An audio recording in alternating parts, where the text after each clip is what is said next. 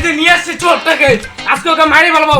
আজকে আমাদের সব গাছে যে কাঁঠাল আম সব চুরি করে। আম গাছ যা চুরি করে ফেলায়, হ্যাঁ? আচ্ছা আমি ম্যাডামকে ডাকতেছি, দাঁড়ান। দিদি, ও দিদি, চলো তো দেখো তো কারা আসছে। আসো, চলো তো দেখি কে আসছে। চোর ধরছে বলে, কাঁঠাল চোর, বুঝলা? আসো বসো। কি হয়েছে? এই কাঁঠাল চুরি করে, আম চুরি করে, চুরি করে। কি সারা জীবন দেয়া লাগে। চল। কি করে দেখলো রে? দেখেন কি করবেন আপনি। কেন তুমি এরকমটা করো? সেবা করি, গরিবদের সেবা করি, গরিবরা খাইতে পারে না, তাদের আম কাঁঠাল কলা দিয়ে আসি।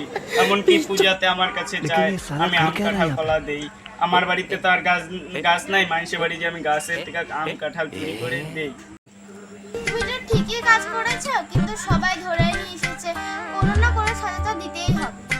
আর তুমি এক কাজ করো, একবারের জন্য জেলে যাও। ওহো, কি দয়া, কি মায়া, এত ভালোবাসা। এই সেরকম পঞ্চায়েত যাতে সব গ্রামে গ্রামে হয়। আচ্ছা ঠিক আছে, সমস্যা ওহো, কি দয়াময়ী মা, এরকম পঞ্চায়েত যাতে সব গ্রামে গ্রামে হয়। আচ্ছা ঠিক আছে, ঠিক আছে।